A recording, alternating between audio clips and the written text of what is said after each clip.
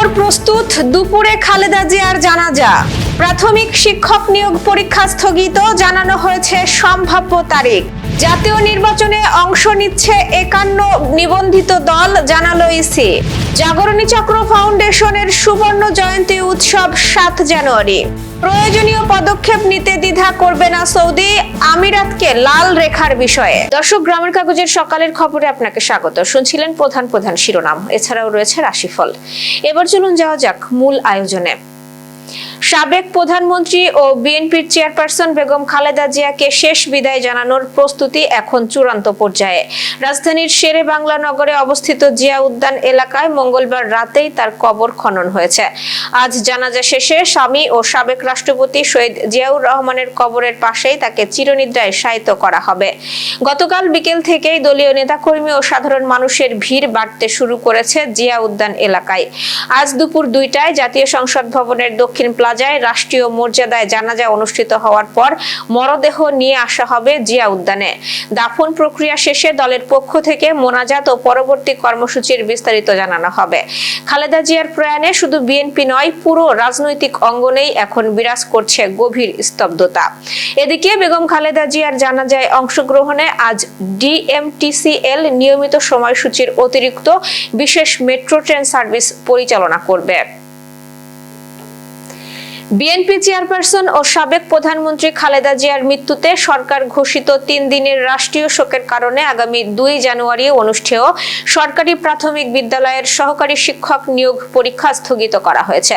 প্রাথমিক শিক্ষা অধিদপ্তরের মহাপরিচালক আবু নূর শামসুজ্জামান বিষয়টি নিশ্চিত করেছেন। তিনি জানান, স্থগিত হওয়া এই পরীক্ষা আগামী 9 জানুয়ারি শুক্রবার আয়োজনের একটি সম্ভাব্য তারিখ নির্ধারণ করা হয়েছে।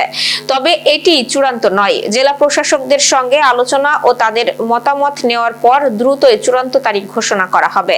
প্রাথমিক শিক্ষা অধিদপ্তরের তথ্য অনুযায়ী এবারের নিয়োগ পদের তুলনায় প্রার্থীর সংখ্যা আকাশচুম্বী। 2 ধাপ মিলিয়ে মোট 14,385টি শূন্য পদের বিপরীতে আবেদন করেছেন 10,80,080 জন। সেই হিসাবে গড়ে প্রতিটি পদের বিপরীতে লড়াই করবেন প্রায় 75 জন চাকরি প্রত্যাশী। ত্রয়োদশ জাতীয় সংসদ নির্বাচনে নিবন্ধিত মোট 59টি রাজনৈতিক দলের মধ্যে 51টি দল অংশগ্রহণ করছে এবং ইতোমধ্যে প্রার্থীরা মনোনয়নপত্র দাখিল করেছেন বলে জানিয়েছে নির্বাচন কমিশন। নির্বাচন কমিশন সচিবালয়ের জনসংযোগ শাখার পরিচালক রুহুল আমিন মল্লিক এই তথ্য জানিয়েছেন। ইসি আরও জানিয়েছে, সারা দেশের 300টি সংসদীয় আসনে মোট 2,582টি মনোনয়নপত্র দাখিল করা হয়েছে। বর্তমানে নির্বাচন কমিশনের নিবন্ধিত রাজনৈতিক দলের সংখ্যা 59টি। এর মধ্যে আওয়ামী লীগের নিবন্ধন স্থগিত রয়েছে। এছাড়া নিবন্ধন বাতিল হয়েছে পিডিপি, ফ্রিডম পার্টি ও ঐক্যবদ্ধ নাগরিক আন্দোলনের। এদিকে বিএনপি চেয়ারপারসন ও সাবেক প্রধানমন্ত্রী বেগম খালেদা জিয়ার প্রয়াণে তার প্রতি শ্রদ্ধা জানিয়ে দেশব্যাপী চলমান গণভোটের সব ধরনের প্রচার কার্যক্রম আজ বুধবার পর্যন্ত স্থগিত রাখা হয়েছে। যশোরের বেসরকারি উন্নয়ন সংস্থা জাগরণী চক্র ফাউন্ডেশন সুবর্ণ জয়ন্তী উপলক্ষে জাগরণের 50 বছর উদযাপন করতে যাচ্ছে। আগামী 7 জানুয়ারি এই উৎসব উদযাপিত হবে। সাবেক প্রধানমন্ত্রী ও বিএনপি চেয়ারপারসন বেগম খালেদা জিয়ার মৃত্যুতে গভীর শোক জ্ঞাপন ও রাষ্ট্রীয় শ্রদ্ধার প্রতি সম্মান জানিয়ে জাগরণী চক্র ফাউন্ডেশনের 50 বছর পূর্তি উদযাপনের তারিখ পরিবর্তন করা হয়। পূর্ব নির্ধারিত 1 জানুয়ারি 2026-এর পরিবর্তে এই আয়োজনটি আগামী বুধবার 7 জানুয়ারি অনুষ্ঠিত হবে। মঙ্গলবার যশোরের মুজিব সড়কে অবস্থিত জাগরণী চক্র ফাউন্ডেশনের প্রধান কার্যালয়ে আয়োজিত সংবাদ সম্মেলনে এই সিদ্ধান্তের কথা জানানো হয়। বর্তমানে জাগরণী চক্র ফাউন্ডেশনের প্রায় 8,000 কর্মী দেশের 52 জেলায় প্রায় 11 লক্ষ সুবিধা বঞ্চিত নারী, পুরুষ, শিশু ও প্রবীণ মানুষের সঙ্গে কাজ করছে সংস্থাটি। দারিদ্র্যমুক্ত, নিরাপদ ও সমৃদ্ধ বাংলাদেশ গড়ার প্রত্যয় নিয়ে যশোর থেকে শুরু হওয়া এই প্রতিষ্ঠানটি এখন দেশের অন্যতম প্রধান বেসরকারি উন্নয়ন সংস্থা। জাগরণের 50 বছর নামকরণ করা এই সুবর্ণ জয়ন্তী উদযাপনে দিনব্যাপী জমকালো কর্মসূচি উদযাপিত হবে। আয়োজনের মধ্যে রয়েছে সকাল 9:30টায় জাগরণের জয়যাত্রা অংশ হিসেবে সংস্থার প্রধান কার্যালয়ে 50 জন শিল্পীর অংশগ্রহণে জাতীয় সঙ্গীত ও জাতীয় পতাকা উত্তোলন, 50 জন সুবিধাভোগী কর্তৃক 50টি পায়রা অবমুক্তকরণ ও বেলুন উড়িয়ে কর্মসূচির উদ্বোধন, জাগরণ বৃক্ষ হিসেবে ছাতিম গাছ রোপণ এবং প্রতিষ্ঠাতা ও অতিথিবৃন্দকে সম্মাননা প্রদান।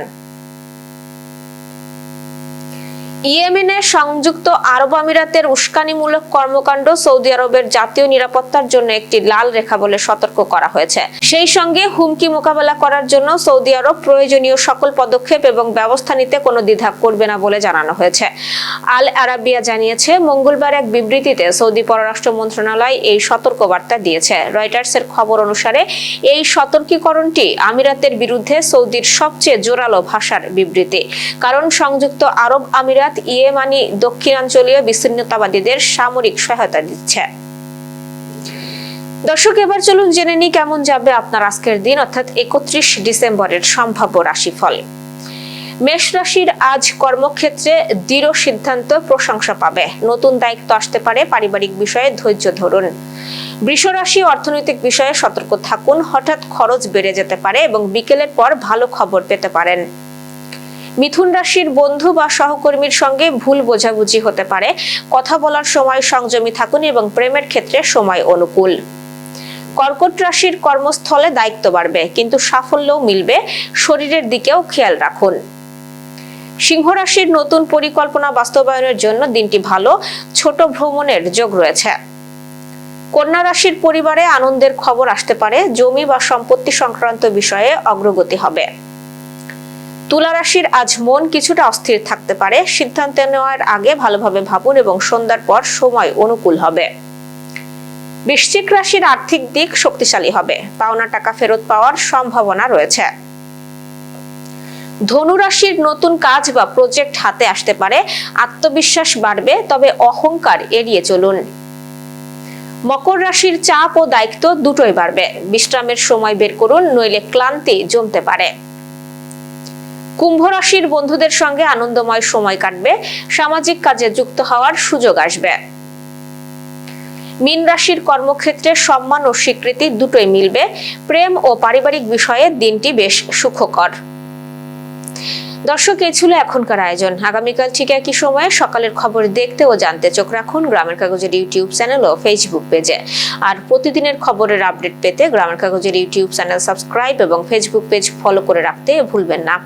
আমাদের পরবর্তী খবর দেখুন বেলা 2:30টায়। শুভ বিদায়।